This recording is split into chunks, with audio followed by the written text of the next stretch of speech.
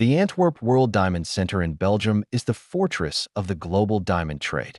In 2003, its vault was protected by 10 layers of security, including infrared heat sensors, Doppler radar, a magnetic field, a seismic sensor, and a lock with 100 million possible combinations.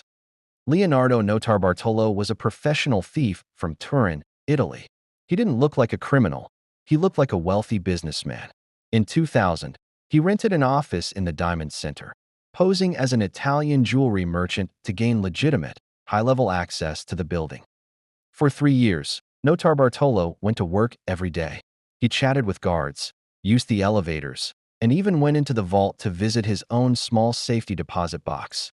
Hidden in his pen was a tiny digital camera, which he used to photograph every inch of the security system. Notarbartolo assembled a team of specialists known as the School of Turin. They included the King of Keys, a master locksmith, the Genius, an electronics expert, and the Monster, a physically imposing man who was a master of bypassing mechanical sensors. The team built a full-scale replica of the Antwerp vault in a warehouse in Italy. They practiced in total darkness, learning to navigate the room by touch. The Genius developed custom electronic shields to trick the sensors into thinking the room was still empty and cold. The heist was set for the weekend of February 15th to 16th, 2003, during a tennis tournament when the city was distracted. The team entered the building through the garage. They used hairspray on the heat sensors to insulate them and tape on the light sensors to keep them blind. The vault door was protected by a massive magnetic field. If the plates were separated, the alarm would trigger.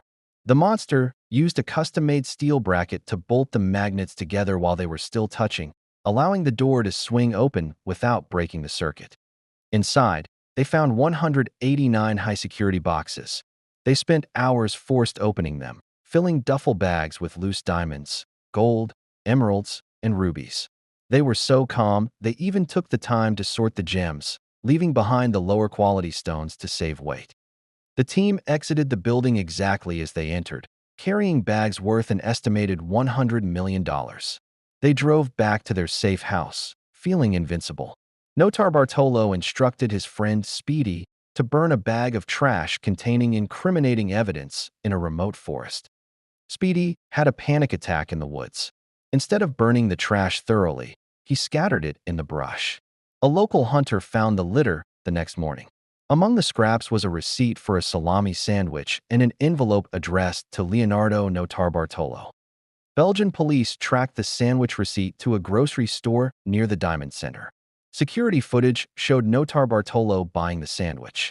They then searched his apartment and found tiny diamond shards in the carpet and the lost envelope from the forest trash.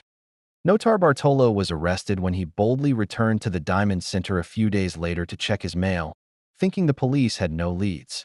He was sentenced to 10 years in prison. Most of his team members were also eventually caught, but the loot was never found.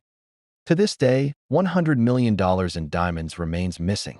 Notarbartolo claimed in interviews that the heist was actually an elaborate insurance scam orchestrated by the diamond merchants themselves, but no evidence was ever found to support his story.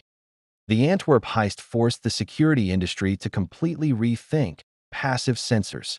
It proved that no matter how advanced the technology, the human element, patience, observation, and a simple can of hairspray could still defeat the most expensive systems on Earth. Leonardo Notarbartolo was released on parole in 2009. He remains a legendary figure in the criminal underworld, the man who stole the impossible.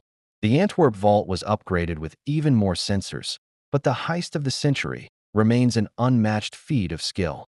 Where are the diamonds? Some believe they were recut and sold in Asia. Others think they are buried in the Italian countryside. The secret died with the bond of the School of Turin, leaving behind only a story of a salami sandwich and a $100 million hole in a vault.